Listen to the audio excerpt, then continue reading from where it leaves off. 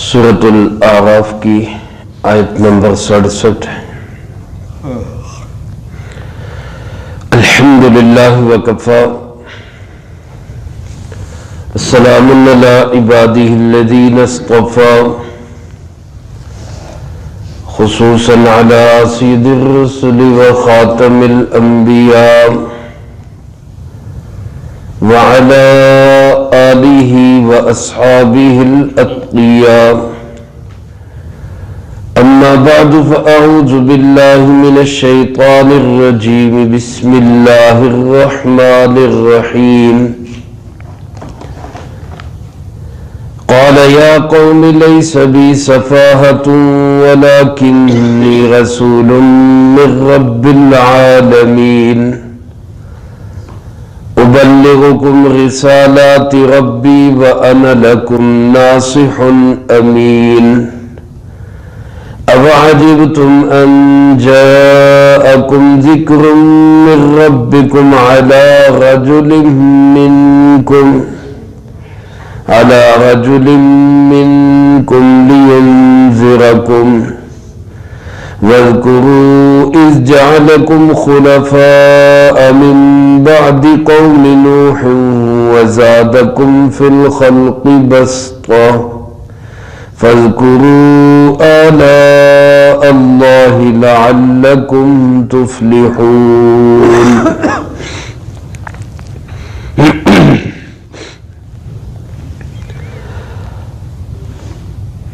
سورۃ الاعراف کے اس 9ویں رکوع میں اللہ رب العالمین نے حضرت سیدنا ہود علیہ السلام اور ان کی قوم عاد کا تذکرہ کیا ہے۔ آپ حضرات سماعت فرما رہے کہ بعینہ اسی طرح جس طرح حضرت نوح علیہ السلام کی قوم نے ان کو جواب دیا، انتہائی گھٹیا انداز سے اور گستاخانہ جملے، اسی سے ملتے جلتے اسی انداز اور اسی رویے کے ساتھ حضرت ہود علیہ السلام کی قوم عاد نے بھی ان کو جواب دیا، اور یہ انداز، یہ رویہ، یہ گھٹیا سوچ اور گھٹیا زبان آج بھی میرے عزیز دوستو جاری ہے۔ اہل حق کے متعلق اسی طرح کے جملے، اسی رویے اور انہی الفاظ سے، ملتے جلتے الفاظ سے آج بھی کہے جاتے ہیں۔ علامہ اقبال رحمت اللہ علیہ نے فرمایا، ازل سے ستیزہ کار ہے تا امروز، چراغ مصطفی سے شرار بولہبی۔ شروع سے آج تک جو جنگ چل رہی ہے حق و باطل کی، وہ آج بھی جاری و ساری ہے۔ سوچنا اور فکر کرنا اس بات کا ہے کہ ہمارا شمار کن کی صفوں میں ہو رہا ہے، اہل حق کی صفوں میں ہے یا اہل باطل کی صفوں میں ہے، یا خاموش تماشائی ہے۔ میرے عزیز دوستو، نجات انہی کو ملے گی جو حق پہ ہیں اور حق والوں کے ساتھ ہیں۔ اللہ ہمیں ان کے ساتھ رہنے کی توفیق نصیب فرمائے۔ جو باطل پہ ہیں اور باطل والوں کے ساتھ ہیں، ان کا انجام یہی ہوگا جو قوم نوح، قوم عاد، قوم سمود اور دیگر قوموں کا ہوا۔ اللہ ہم سب کو محفوظ رکھے۔ اور جو خاموش تماشائی ہیں، وہ کسی نے کہا کہ تماشا خود نہ بن جانا، تماشا دیکھنے والوں، ان کی حالت بھی عجیب تر ہی ہوگی۔ اس لیے ہمیں کھلے اور باشگاف الفاظ میں، رویے میں، عمل میں، ہر اعتبار سے اہل حق کے ساتھ کھڑے ہونا چاہیے۔ اللہ پاک ارشاد فرماتے، حضرت ہود علیہ السلام کو جب ان کی قوم نے بڑے سخت الفاظ میں، انتہائی گستاخانہ جملوں کے ساتھ ان کی تردید کی، ادھر سے اللہ کے نبی علیہ السلام نے بڑے ہی خیر خواہانہ جذبے سے اور شفقت کے ساتھ اپنے اوپر لگنے والے اس الزام کی صفائی دی. فرمایا قال یا قوم، اے میری قوم، لیس بی سفاہہ، مجھ میں کوئی بے وقوفی نہیں ہے. اللہ کا نبی تو اپنے زمانے میں کائنات کا سب سے سیاح انسان ہوتا ہے، سب سے سمجھدار انسان. میرے عزیز دوستو، اس امت کے نبی، آخری نبی، امام الانبیاء جناب محمد مصطفیٰ صلی اللہ علیہ وآلہ وسلم دنیا کے ذہین ترین اور عقل مند ترین انسان تھے. آپ علیہ السلام کی آج بھی جب فیصلے پڑھے سنے جاتے ہیں، آپ کی جنگی حکمت عملی کو دیکھا جاتا ہے تو انسان دنگ اور حیران رہ جاتا ہے. اتنے زیرک اور دانا انسان، اور اللہ کے ہر نبی علیہ السلام ہی انتہائی سمجھدار ہوتے ہیں. تو حضرت ہود علیہ السلام نے کہا کہ بھائی مجھ میں ذرا سی بھی کوئی بے وقوفی نہیں ہے. وَلَكِنِّي رَسُولٌ مِّن رَّبِّ الْعَالَمِينَ، ہاں میں اس رب کا رسول ہوں جو سب جہانوں کو پالنے والا ہے، جس نے سب کی پرورش کی، تمہاری بھی، تمہارے آباء و اجداد کی بھی، تمہارے خود ساختہ خداؤں کو بھی بنانے والا وہ ہے. اس رب کا میں بھیجا ہوا ہوں، اس کا رسول ہوں، اس کا نمائندہ. اور میرا کام کیا ہے؟ ابلغکم رسالات ربی، میں تمہیں اپنے رب کے پیغامات پہنچاؤں. اور اس پیغام پہنچانے میں میرے اندر دو کوالٹیز ہیں. انا لکم ناصح امین، ایک کوالٹی اور ایک صفت یہ کہ میں ناصح ہوں، خیر خواہ. میرا کوئی مفاد نہیں، کوئی لالچ نہیں، کوئی سوال نہیں. میں جو تبلیغ تمہیں کر رہا ہوں محض تمہاری خیر خواہی کے جذبے سے. اور دوسری کوالٹی یہ کہ امین، میں امانت دار ہوں، اپنی طرف سے کوئی پیغام نہیں ہے. جو پیغام میرے اللہ نے مجھے دیا ہے من و عن، وہی پیغام تم تک پہنچا رہا ہوں. اس میں رتی بھر بھی کوئی کمی، کوئی اضافہ نہیں.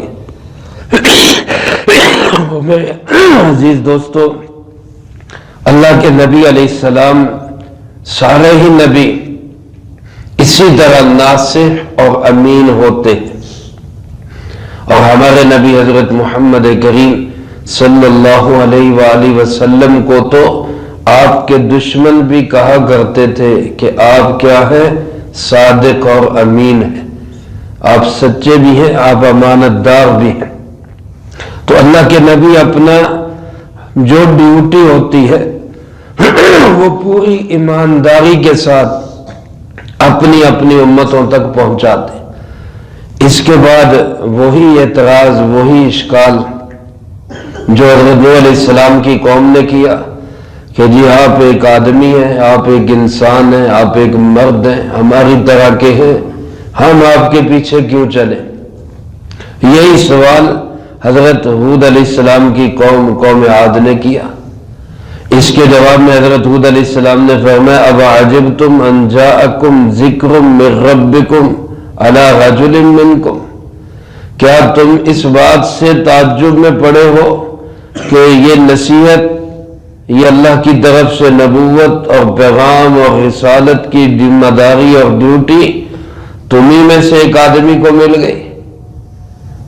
ایک مرد کو اللہ نے اگر یہی ڈیوٹی دے دی، ایک تمہارے خاندان کے ایک فرد کو یہ ڈیوٹی دے دی، تو اس میں تعجب کی کون سی بات ہے؟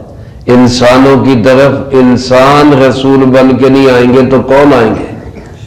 انسانوں کی ہدایت اور ان کی رہنمائی کے لیے اگر کوئی اسوہ اور نمونہ بن سکتا ہے تو وہ انسان ہی بن سکتا ہے، کوئی اور تو نہیں بن سکتا. اگر فرشتے کو بنایا جائے گا تو پھر لوگ کہیں گے جی یہ تو فرشتہ ہے، اس کی اتباع ہم کیسے کریں؟ انسانی شکل میں آئے گا تو پھر بات وہی کی وہی ہے کہ یہ تو پتہ نہیں انسان ہے کہ فرشتہ ہے. تو اس لیے اللہ نے انسانوں کی ہدایت کے لیے انسانوں میں سے ہی کچھ لوگوں کو منتخب کر کے نبوت عطا کی ہے۔ تو اس میں تعجب کی کون سی بات ہے؟ اگر ایک اللہ کا نبی تمہیں میں سے ایک تمہارا فرد وہ نبوت کے ساتھ آ گیا ہے تو کوئی تعجب کی بات نہیں۔ ضرورت اس بات کی کہ اس کی ڈیوٹی پہ نظر کرو۔ وہ ڈیوٹی کیا ہے؟ لِيُنذِرَكُمْ، وہ تمہیں ڈرانے آیا ہے، وہ تمہیں تبلیغ کرنے آیا ہے، وہ تمہیں خبردار اور آگاہ کرنے آیا ہے۔ اس کی بات پہ کان دھرو۔ پھر اللہ کے نبی علیہ السلام نے ان کو اللہ کی جو نعمتیں ہیں وہ یاد دلائی۔ فرمایا وَاذْكُرُوا، یاد کرو، اِذْ جَعَلَكُمْ خُلَفَاءَ، اللہ نے تمہیں خلیفہ بنایا، من بعد قوم نوح، قوم نوح کے بعد۔ ایک وقت تھا قوم نوح اس دنیا میں اسی طرح دندناتے پھر رہے تھے۔ آج عروج ملا ہے، ترقی ملی ہے، سربلندی ملی ہے، آج تمہیں نعمتوں کی فراوانی ملی ہے، تو دینے والا کون ہے؟ اللہ ہے، اس کو مت بھولو۔ اور یہ بھی یاد رکھو کہ وَزَادَكُمْ فِي الْخَلْقِ بَسْطَةً، اس نے تمہیں تمہارے جثے میں بھی وسعت عطا کی۔ قوم اللہ نے ایسی بنائی جیسا کل کے درس میں بھی میں نے عرض کیا کہ ایک نارمل آدمی کا قد بھی 18 فٹ تک ہوتا تھا، بڑی ڈیل ڈول والی، بڑے لمبے چوڑے جثے اور بڑی طاقتور اور قوت والی قوم، جس کو اللہ پاک خود فرماتے ہیں لم یخلق مثلھا فی البلاد، اس جیسی قوم شہروں میں پیدا ہی نہیں کی گئی۔ تو اللہ کے نبی علیہ السلام نے یاد دہانی کرائی کہ تمہیں اللہ نے اتنی نعمتیں دی، پھر قوت و طاقت دی، اللہ کی ان نعمتوں کو اللہ کے خلاف استعمال نہ کرو۔ لیکن وہ قوم ضدی ہٹ دھرم کہنے لگے من اشد منا قوہ، ہمارا کوئی کیا بگاڑ لے گا، ہم سے بڑا طاقتور کون ہے، ہم سے زیادہ قوت والا کون ہے؟ اللہ پاک نے فرمایا کیا یہ نہیں جانتے کہ جس ذات نے ان کو پیدا کیا ہے وہ ان سے بھی بڑی قوت اور طاقتور ہے؟ تو اللہ کے نبی علیہ السلام نے یاد دلایا فَاذْكُرُوا آلَاءَ اللَّهِ، اللہ کی نعمتوں کو یاد کرو، کتنی اللہ نے تم پر نعمتیں بہائی ہیں، نعمتوں کو یاد کرو اور یاد رکھو اور اس کے احسانات کو مانو، لعلکم تفلحون، تاکہ تمہیں کامیابی نصیب ہو جائے، فلاح پا جاؤ۔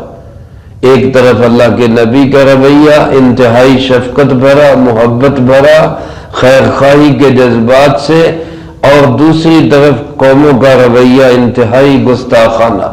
یہی صورتحال آج کے اس دور میں بھی چل رہی۔ اللہ ہمارے آج کے دور کے لوگوں کو بھی عبرت حاصل کرنے کی توفیق نصیب فرمائے، اور ان واقعات کے بیان کرنے کا مقصد بھی یہی ہے کہ آج قرآن پڑھنے والا ان واقعات سے سبق سیکھے۔ تو آج کا ہمارا اشرافیہ، ہمارے سرداران، ہمارے بڑے، ہمارے حکومت کے لوگ وہ ان واقعات کو سنیں اور ان سے عبرت حاصل کریں۔ اللہ ہم سب کو ان واقعات سے عبرت حاصل کر کے اپنا شکر گزار بندہ بننے کی توفیق نصیب فرمائے۔ جو کہا سنا اس کو زندگی میں لا کے دوسروں تک پہنچانے کی توفیق عطا فرمائے۔ اللہم لک الحمد کما ینبغی لجلال وجہک وعظیم سلطانک، اللہم لا احصی ثناء علیک انت کما اثنیت علی نفسک، اللہم لک الحمد کما انت اہلہ، فصلی علی محمد کما انت اہلہ، وافعل بنا ما انت اہلہ، فإنک اہل التقوی واہل المغفرہ، اللہم وفقنا لما تحب وترضى من القول والعمل والفعل والهدي والنية إنك على كل شيء قدير. اللهم طهر قلوبنا من النفاق وأعمالنا من الرياء وألسنتنا من الكذب وعيوننا من الخيانة فإنك تعلم خائنة الأعين وما تخفي الصدور. اللهم ربنا آتنا في الدنيا حسنة وفي الآخرة حسنة وقنا عذاب النار. اللهم ربنا تقبل منا إنك أنت السميع العليم وتب علينا إنك أنت التواب الرحيم.